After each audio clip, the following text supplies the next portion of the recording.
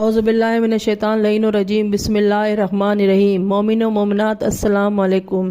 آج اس ویڈیو میں حضرت موسیٰ علیہ السلام کے عصا کے صفات بیان کرتی ہوں۔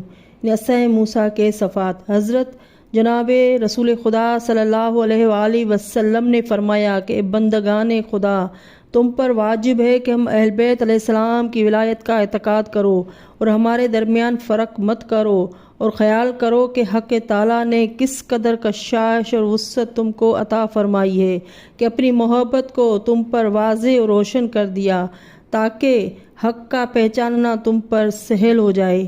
پھر تمہارے لیے تقیہ میں بڑی گنجائش رکھ دی تاکہ تم خلقت کی برائیوں اور شرارتوں سے بچے رہو۔ پھر بھی اگر تم تغیر و تبدل کر دو تو توبہ کو تمہارے سامنے پیش کرتا ہے اور اس کو قبول فرماتا ہے۔ تم کو مناسب ہے کہ خدا کی نعمتوں کا شکریہ ادا کرو۔ حضرت موسیٰ علیہ السلام کو جو عصا حضرت شعیب علیہ السلام کی طرف سے ملا تھا وہ حضرت آدم علیہ السلام کا جنت سے لایا ہوا عصا تھا۔ روایت میں ہے کہ وہ 10 گز کا لمبا تھا اور اس پر سبز عبارت میں 3 سطریں مرقوم تھی۔ پہلی سطر میں لا الہ الا اللہ، دوسری سطر میں محمد رسول اللہ، تیسری سطر میں علی ولی اللہ الحسن والحسین سبتن رسول اللہ۔ ناظرین، عصا موسیٰ کے صفات میں لکھا ہے کہ اس میں ایک طرف 2 شاخہ تھا، وہ ہمیشہ سبز رہتا تھا، اندھیرے میں روشنی کا کام دیتا تھا۔ جب کنویں سے پانی نکالنا چاہتے تھے تو اسی عصا کے 2 شاخے میں ڈول لٹکا کر پانی بھر لیتے تھے۔ جب زمین میں گاڑ دیتے تھے تو درخت بن جاتا تھا اور تازہ میوہ پیدا ہو جاتا تھا۔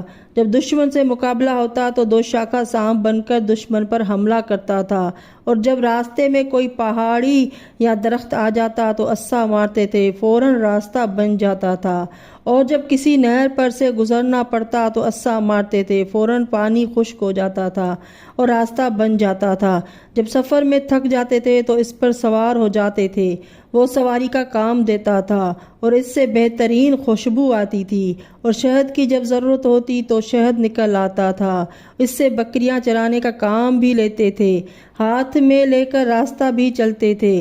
جب معجزہ دکھانا ہوتا تو اژدہا بن جاتا تھا، ایسی ڈراؤنی شکل کا کہ اس کے دانت ظاہر ہوتے تھے اور منہ سے آگ نکلتی تھی اور بال کھڑے ہو جاتے تھے، آنکھیں چمکنے لگتی تھی، اور اس کا ایک لب نیچے ایک لب مکان کی چھت تک پہنچتا تھا، اور منہ سے ایک سخت ہیبت ناک آواز نکلتی تھی، اور اس کی سانس اتنی تیز ہوتی تھی کہ جس طرح گرم ہوا چلتی ہے، جس پر وہ سانس ڈالتا تھا جلا دیتا تھا۔ اونٹ کی برابر پتھروں کو نکل جاتا تھا، پیٹ میں پتھر بولتے تھے، درختوں کو جڑ سے اکھاڑ دیتا تھا۔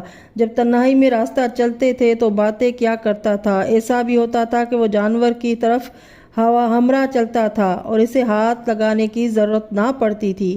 اس کے اسفل میں تیز لوہے کی سام لگی ہوئی تھی، جب چاہتے تھے اس کی ایک شاخ سے دودھ اور دوسری شاخ سے شہد نکالتا تھا۔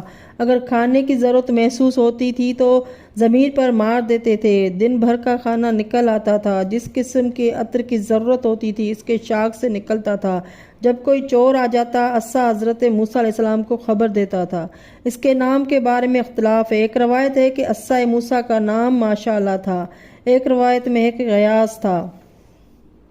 اصول کافی میں حضرت امام محمد باقر علیہ السلام سے مروی ہے کہ عصا موسیٰ اب ہمارے ہاتھ میں ہے اور اسی طرح سبز ہے جس طرح شاخ سے توڑنے کے وقت سبز تھا، اور یہ ہمارے ہی ہاتھوں میں رہے گا یہاں تک کہ ہمارا قائم ظہور کر کے ان صفات کو ظاہر کرے جو صفات حضرت موسیٰ علیہ السلام ظاہر کرتے تھے، یعنی اسی سے وہی کام لیں گے جو حضرت موسیٰ علیہ السلام لیا کرتے تھے۔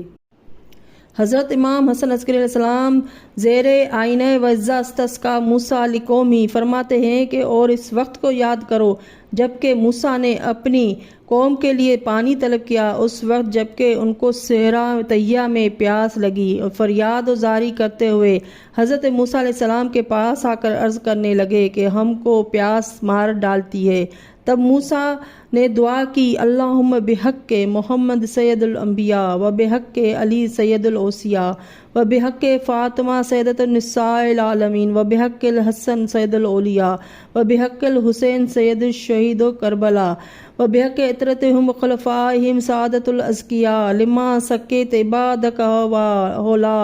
اے خدا، محمد مصطفیٰ سید الانبیاء صلی اللہ علیہ وآلہ وسلم، علی سید الاوصیاء علیہ السلام، اور فاطمہ سیدۃ نساء العالمین علیہ السلام، اور حسن سید الاولیاء علیہ السلام، حسین سید الشہداء علیہ السلام، ان کی اطرت طاہرہ اور خلفاء کا جو بہترین ازکیاء ہے، واسطہ دے کر التماس کرتا ہوں کہ اپنے ان بندوں کو سیراب کر۔